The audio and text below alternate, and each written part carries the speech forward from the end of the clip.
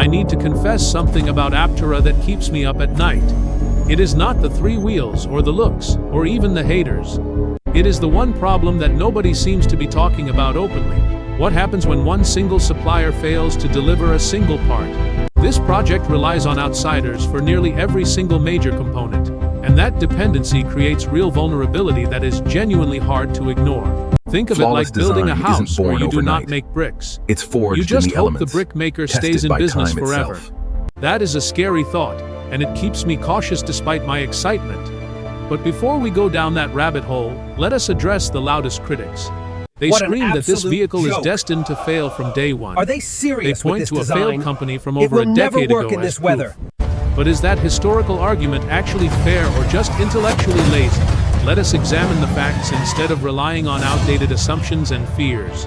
The By original integrating attempt the battery failed because it directly lacked into real the chassis, manufacturing we've experience set a and new knowledge. benchmark for the Now, industry. veteran industry The leaders are structural guiding the rigidity ship with is decades of unmatched. insight. The new strategy is Embrace crawl, the walk, silence run, of the not sprint dawn. and crash spectacularly. Private journey investment funds ahead this journey, not belongs risky to government those loans who that demand dare to instant dream. results. The founders left, learned hard lessons elsewhere, and then returned wiser. The EV market itself has matured so much since that initial, doomed attempt. Suppliers are easier to find, parts are cheaper, and knowledge is everywhere. So history is not repeating itself unless you ignore every single new detail. The critics who say failure is guaranteed are really just not paying close attention. Now, what about the second big concern that genuinely scares people away?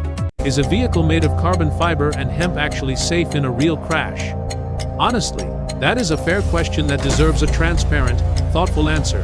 The team promises to exceed all current safety standards, which sounds impressive. But promises are just words until proven by crash tests on finished vehicles. Early prototypes showed impressive strength in lab conditions, which is genuinely encouraging. Kevlar and carbon Because fiber true are already innovation trusted in is aerospace and proven high-performance under pressure. motorsports. But trusting new materials in a consumer car requires independent verification eventually. That verification has not happened yet, so skepticism remains completely reasonable, even healthy. We can hold both hope for success and doubt about safety at once. Time and real-world testing will ultimately settle this debate much better than speculation. That brings us to the third and final objection that often sounds small but persists. People constantly complain it only seats 2 people, claiming it is commercially doomed. But is that concern rooted in real data, or just a gut reaction to uniqueness? Hundreds of thousands of 2-door cars sell every single year around the world. Capturing just a tiny fraction of that market would make this project a genuine success.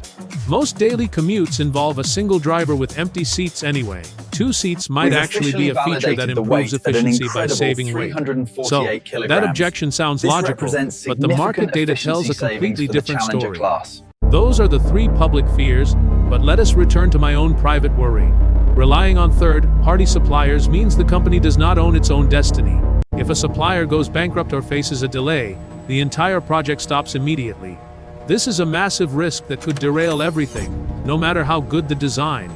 In the short term, this approach is brilliant because it saves money and accelerates development. It lets the core team focus on what they do best, which is engineering innovation. But long-term success probably requires bringing critical production back in-house eventually. That transition is expensive, risky, and will determine if they survive or fail permanently. My second concern is about marketing and how they position this unusual, striking vehicle. It looks like a niche toy, and that perception creates real challenges for attracting buyers. They need to tell a compelling story about efficiency and lifestyle, not just specifications. Without clear messaging, potential buyers might dismiss it based purely on its appearance. So, where does this leave us after examining both the public fears and my private doubts? We have 3 fair objections from critics, plus 2 serious risks that keep me watching. None of these factors guarantee success or failure on their own in this unpredictable industry. Unproven. What they show is that skepticism and But enthusiasm innovation can and should rarely genuinely seeks coexist approval. together. We should not dismiss criticism outright, but we should also not ignore real progress. The real answer will come from execution, manufacturing reliability, and safety validation. It will come from watching how they solve these challenges over the next few months. Confirmed. For now, the most useful Door thing gap we can do is variance keep is watching and negligible. keep questioning everything. Prototypes sleek, becoming real production vehicles will answer far more than any internet comment ever could. Every objection raised here deserves to be revisited as new real-world results emerge.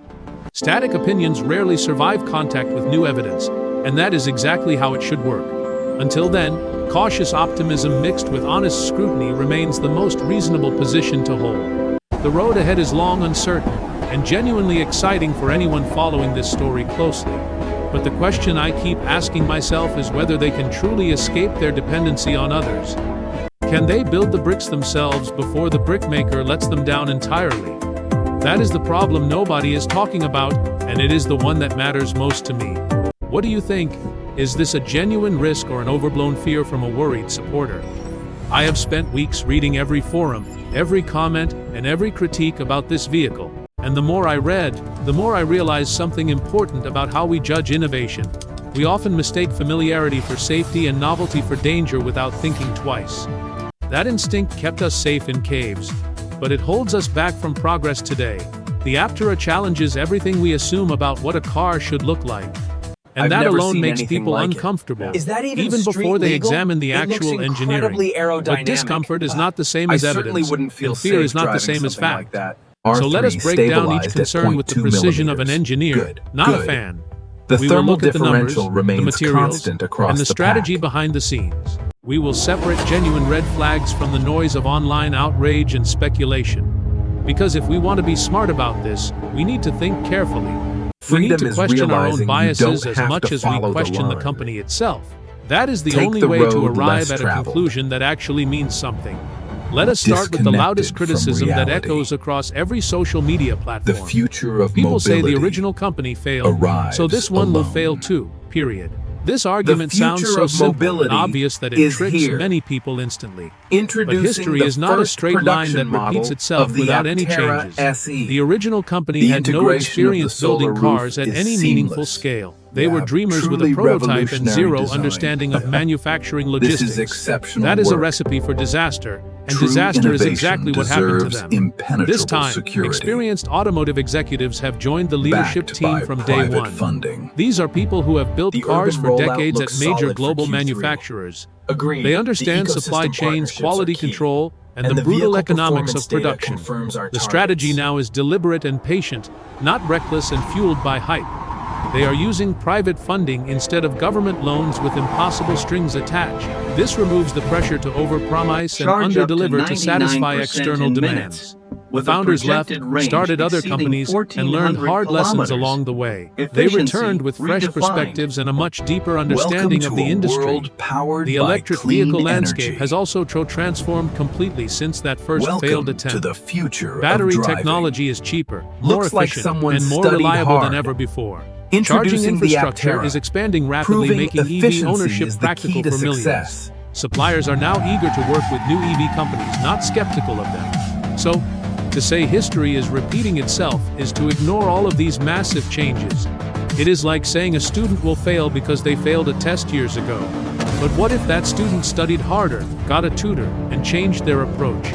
Would you still bet against them without looking at their new preparation and effort? The critics who insist failure is inevitable are not paying attention to the details. They are reacting emotionally to a familiar pattern without examining the new variables. That is understandable, but it is also lazy thinking that does not serve anyone well. Now, let us move to the second objection that carries far more emotional weight. Is this vehicle safe enough to protect human lives in a high-speed collision? This is not a trivial concern, and anyone who dismisses it is being irresponsible. The company claims they intend to exceed every current passenger vehicle safety standard. That is an ambitious goal, but ambition alone does not protect anyone in an accident. We need to see actual crash test data from independent, third-party testing facilities. Without that data, any claim about safety is just marketing, not verified engineering. The early prototype testing showed impressive structural integrity under controlled laboratory conditions. The vehicle uses a sandwich composite core made from carbon fiber and Kevlar. They even incorporate industrial hemp fibers to improve strength while reducing weight. These materials are not typical in consumer cars, which raises valid questions about repairability, but they are already trusted in aerospace applications and professional motorsport vehicles.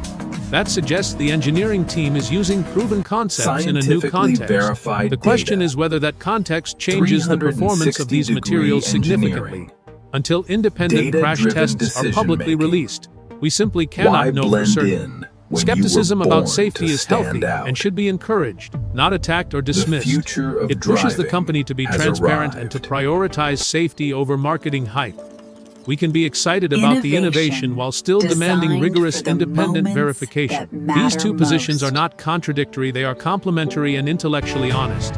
Safety confidence comes from data, not from promises or impressive material specifications. So, we wait for the results and reserve judgment until the evidence is available.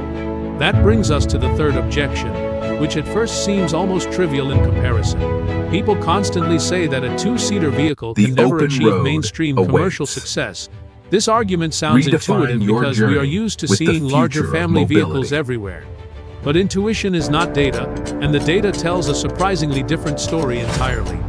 Hundreds of thousands of two-door vehicles are sold globally every single year. That is a substantial market that already exists and is not going anywhere soon. Capturing even a small percentage of that market would be a massive commercial achievement. Most daily commutes involve a single driver traveling alone to work or school. The extra seats in a typical car sit empty for the vast majority of trips. A two-seater design reduces weight, improves efficiency, and lowers production costs significantly. For many buyers, this is a feature, not a limitation, because it serves their needs. The efficiency gains from shedding unnecessary weight and space are genuinely significant. This vehicle is not trying to replace the family minivan or the pickup truck.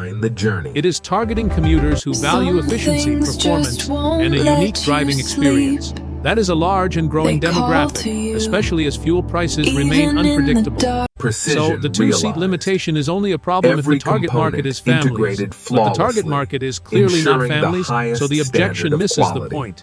It is like criticizing a sports car for not having enough cargo space for moving furniture. That criticism is technically true, but it completely misses the purpose of the vehicle. We need to evaluate products based on what they are designed to do well, until the next delivery? not based on what they are not designed to do at all in the first place. Now, let us return to my personal concerns that I mentioned at the very beginning. These are not criticisms, but genuine worries that I think about late at night. The first is supply chain dependency, and it is a much bigger deal than people realize. Every single major component of this vehicle comes from an outside supplier. The batteries, the motors, the suspension, and even the body panels are outsourced. But we need to This monitor creates a the classic rear single point of suspension failure mounts that could closely halt during the next production cycle. entirely. If one supplier experiences a delay, the entire production line stops immediately. If a supplier goes bankrupt, the company has to find a new partner quickly. That process takes months and could derail the entire launch schedule completely. In the short term, outsourcing is smart because it saves money and development time. It allows the core team to focus on engineering, design, and integration. But in the long term, it creates vulnerability that becomes harder to manage. Successful automakers eventually bring critical component production in-house for control. It's like Tesla did this I've with ever batteries, seen. and it And became it a has massive solar competitive panels. advantage for them. Aptera will eventually need to make the same transition to ensure long-term stability. The question is whether they can execute that transition smoothly and at the right time. If they wait too long, they remain vulnerable to external shocks beyond their control. If they move too early, they waste capital on expensive facilities before scaling production. This is a delicate balancing act that will determine the company's long-term survival.